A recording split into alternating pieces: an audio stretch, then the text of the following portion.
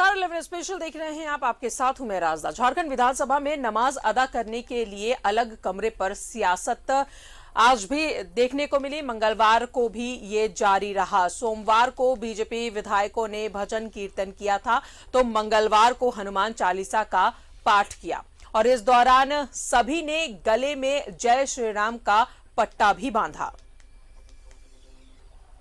धोती कुर्ता वाली सियासत,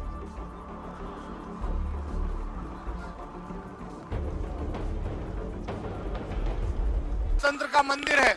हम भी नहीं चाहते कि यहाँ हनुमान चालीसा हो, लेकिन मजबूरी में भारतीय जनता पार्टी के विधायक को हनुमान चालीसा का पाठ करना पड़ रहा है। संतन के प्रभु सदा सहाय, रघुनाथ उठाए, लंका जारी सिया सुधिलाए। अध्यक्ष ने लोकतंत्र की मंदिर को उन्होंने जो गलत कर रहे हैं, इसलिए इस संकट से मुक्ति के लिए ही आज हनुमान चालीसा का हम सब लोग पाठ कर रहे हैं। धर्मजन के नाम पर पूरा सत्ता में रहे, न रोजगार दिए न विकास किए, और विपक्ष है जब बैठने पर आई तो इन लोग भूल गए हैं कि हम लोग कहाँ बैठ रहे हैं। ये जनतंत्र के मंदिर है।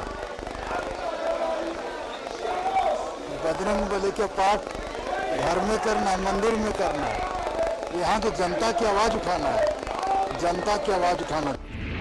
भोलेनाथ वाली सियासत,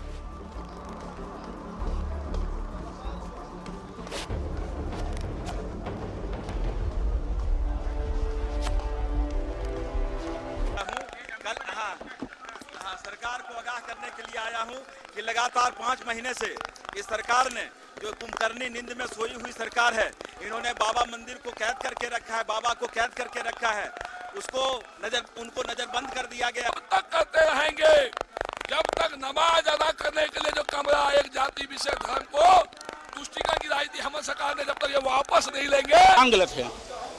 पूजा हर व्यक्ति करता है, चाहे वो पक्ष का हो या विपक्ष का हो। हम सब लोग पूजा करते हैं। ऐसा नहीं है कि केवल राम उनके हैं, राम हमारे भी आराध्य हैं।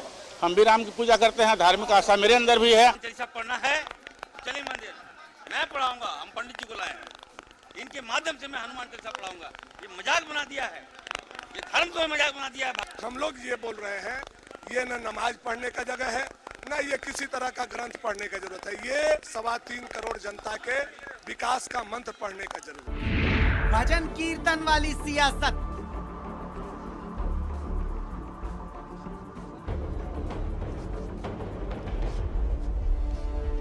कहेंगे कि जनता के मुद्दे से ये कैसे जुड़ा है, तो मैं आपको बता दूं कि नई नियोजन नियमावली में जब आपने उर्दू को जोड़ के अंगिका और भोजपुरी को हटा दिया, तो तुष्टीकरण की राजनीति वहीं से शुरुआत हो गई। के प्रश्नों का समाधान करने का ये जो मंदिर है, लोकतंत्र का मंदिर है, यह आवाज उसकी समस्याओं का समाधान यहाँ हो।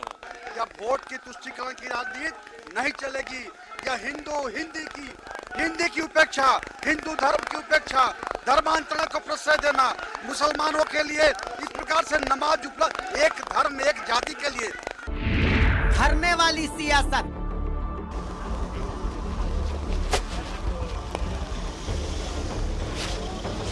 जलसैया बहनों का मानदेय जो मात्र 1000 रुपया मिलता था, वो 1 रुपया भी नहीं मिला 2 सालों से। आरोप प्रत्यारोप वाली सियासत, सदन के बाहर सियासत के रंग। बीजेपी के विधायक सभी यहाँ पर कर रहे हैं। बिल्कुल, ये वर्तमान सरकार ने घोषणा किया था कि जब मेरी सरकार बनेगी, ये हेमंत जी का ही घोषणा था कि मेरी सरकार बनेगी तो पहले कैबिनेट में राज्य के पिछड़ों को 27% आरक्षण देंगे। लेकिन सरकार बने 1.5 साल हो गए, सरकार भूल गई है। सत्र को इस राज्य की जनता के लिए उपयोगी ना बने, ऐसा अवसर तैयार कर रही है। नहीं मिलते ईंट और गारों में, राम मिले हैं निर्धन की आंसू की धारों में, राम मिले हैं वचन निभाती आयु को, राम मिले हैं घायल पड़े जटायु को, राम मिले हैं अंगद के उस पांव में। झारखंड विधानसभा से न्यूज़ 11 भारत के लिए विपिन उपाध्याय के साथ राकेश कुमार और राजेश कुमार की रिपोर्ट। तो मानसून सत्र का तीसरा दिन था और ये हंगामेदार रहा। जिस तरीके से नमाज कक्ष को लेकर सियासत गर्मा गई, एक तरफ बाहर की तस्वीरें हम आपको दिखा रहे थे कि किस तरीके से भजन कीर्तन किया गया और किस तरीके से नाराजगी जाहिर की गई। सीधा रुख करेंगे, सहयोगी राकेश हमारे साथ बने हुए हैं। राकेश, हंगामेदार रहा आज का भी सदन।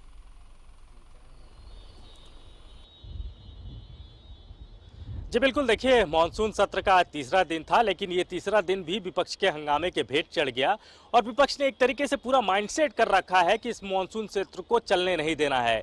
आज भी बीजेपी के जो विधायक थे वो सदन के बाहर और सदन के अंदर हंगामा करते नजर आए। शुरुआत से ही बीजेपी ने अपने तेवर साफ कर दिए थे। जैसे ही बीजेपी के विधायक हाउस पहुंचना शुरू हुए, बीजेपी के तमाम वैसे विधायक हाउस के बाहर धरने पर बैठ गए और हनुमान चालीसा पढ़ना शुरू उन्होंने कर दिया। जो देवघर से बीजेपी के विधायक हैं नारायण दास, वो कमंडल लेकर पहुंच गए थे, डमरू लेकर पहुंच गए थे और बाहर में ही उन्होंने कमंडल और डमरू बजाना शुरू कर दिया। सरकार का ध्यान आकृष्ट कराने की कोशिश की। ये कहा गया उनके द्वारा कि सरकार को अब धार्मिक स्थलों को खोल देना चाहिए, खासतौर पर बाबा मंदिर को खोल देना चाहिए, क्योंकि कई लोगों की रोजी रोटी उससे जुड़ी हुई है और बीते 1.5 बरस से कोविड की वजह से बाबा मंदिर बंद है। लिहाजा आर्थिक स्थिति वहाँ के जो पंडा समाज के लोग हैं, वहाँ के जो व्यापारी समाज के लोग हैं, उनकी जो आर्थिक स्थिति है वो अब दयनीय हो रही है और सरकार को अब इस दिशा में पहल करनी चाहिए। खास बात ये रहा कि इस पर जो सत्ता पक्ष के विधायक हैं उनकी भी राय है कि अब मंदिर को खोल देना चाहिए। सिर्फ बाबा मंदिर ही नहीं, तमाम झारखंड में ऐसे धार्मिक स्थल हैं उनको भी खोलने की इजाज़त सरकार को दे देनी चाहिए। वो तमाम गाइडलाइन, कोविड के गाइडलाइन के तहत सरकार को खोल देनी चाहिए। चाहे आप इरफान अंसारी की बात कर ले, चाहे मंत्री बादल पत्रलेख की बात कर ले, कांग्रेस की विधायक दीपिका पांडे की बात कर ले, ऐसे तमाम जो सत्ताधारी दल के जो विधायक हैं, जो सरकार में मंत्री हैं, उनकी राय है कि अब राज्य सरकार को पहल करनी चाहिए। इस दिशा में बहुत देरी अब नहीं होनी चाहिए और तमाम तरह के जो प्रोटोकॉल्स हैं कोविड को लेकर, जो गाइडलाइन राज्य सरकार ने निर्धारित किया है, जो केंद्र का गाइडलाइन है, उसको मानते हुए सरकार को इस दिशा में अब कदम बढ़ाना चाहिए।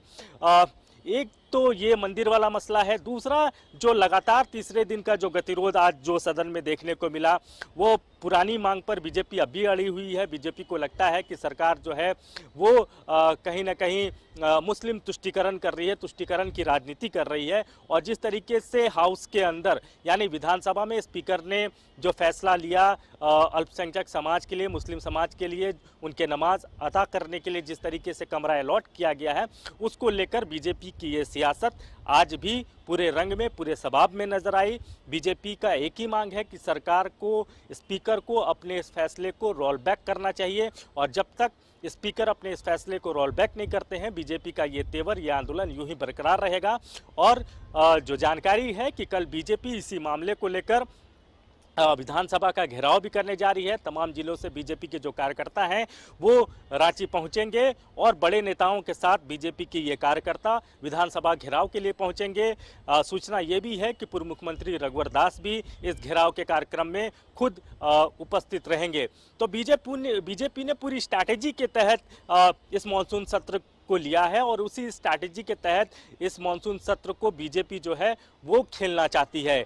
हालांकि जो निर्दलीय विधायक हैं या फिर जो दूसरे दल के विधायक हैं जिन्होंने बाहर से सरकार को समर्थन दे रखा है, चाहे माले की बात कर ले, चाहे एनसीपी की बात कर ले, ऐसे विधायकों की अगर बात करें तो उनकी तरफ से ये साफ कहा जाता है या कहा जा रहा है कि ये सत्ता पक्ष और विपक्ष दोनों नहीं चाहता है कि हाउस चले, हाउस में बिजनेस हो, जो रोजगार के मसले हैं उस पर बातचीत हो, जो नियोजन में जो खामियां हैं, जो त्रुटियां हैं, उस पर सरकार चर्चा करे। तो कहीं ना कहीं सरकार भी चर्चा से भागना चाहती है और विपक्ष भी नहीं चाहता है कि इस मसले पर कोई बातचीत हो। यही वजह है कि मंदिर और मस्जिद के बीचों बीच विधानसभा का जो मानसून सत्र है एक तरीके से जन मुद्दों को लेकर इस बार गौन नजर आ रहा है।